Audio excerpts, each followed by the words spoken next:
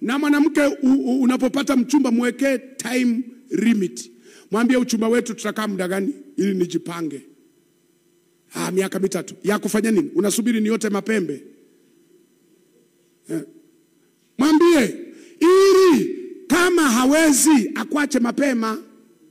Kuliko na kataa walio serious kwa kuendelea na hili tapeli. Mtu mmeanza uchumba hataki mtambulishane nyumbani, hataki une nini, hataki ndugu zake wajue, hataki ndugu zako. Huyo ni mchumba kweli, sio mwizi huyo.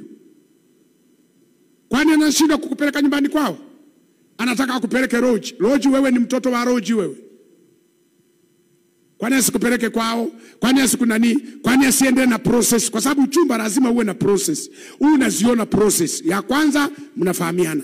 Ya pili anakutambulisha kwao. Ya tatu mnaanza kulipa mahali. Ya 4 mchungaji anapanga mipango. Ya ngapi mpaka mnafikia? Sasa uchumba mnakaa mwisho unaenda unafua na nguo kwake, unampigia chakula, unafanya kina nini, my husband to be. Alafu mwisho wa siku anakuja kukuambia atakayekuoa atafaidika sana. Unamuuliza kwa nini? Asema unajua kupika, unajua kufua. Kwa kweli nakuombea upate mume mwema. Kwa hiyo muda wote huu hapa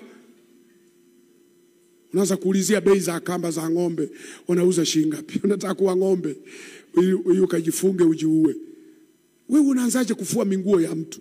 Unaanzaje? Ndio wale vijana ambao mchumba wake binti eti anamsomesha chuo, anamlipia fizi, anamfanyia kila kitu, anamnunulia magari. Wewe acha ujinga. Mchumba sio mke. Mchumba mnasomana. Kama tuzawadi mpe tudogo ambato hata kikwacha hatutakuuma. Akisema nataka kusuka mwambie za shilingi ngapi? Mimi nasukaga za 1500. Hizo zingine katafute kwa baba. Mimi nakupa buku 1000. Hizo zingine 4000 kachukue kwa baba yako. Kwa sababu kuna siku atakuacha huyu. Akikwambia mimi nisaidie kusoma baby, saidia, mwambie mimi naweza kukusomesha Bible school. Ili hata kiniacho kamtumikie Mungu.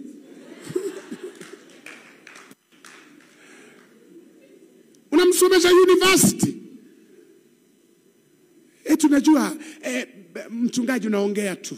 Upendo ukiwa cross. Yaani hiyo cross. Haya atakrozi sasa. Alafu utashindwa kupenya. Kule chuoni wako vijana wenzako pia. Unaweza kusomeshia mke wa mtu. Kuna kijana mmoja alitaka kujiua. Amesomesha siku ya graduation. Anakuta watu wamekumbatiana, wanavalishana maua. Huyo nini anakasema huyu ndio my to be. Kwa hiyo mimi nakushukuru kwa msaada wako. Sema miguu yote ilikufa ganzi. Na aliyefanya hivi sio mwanaume.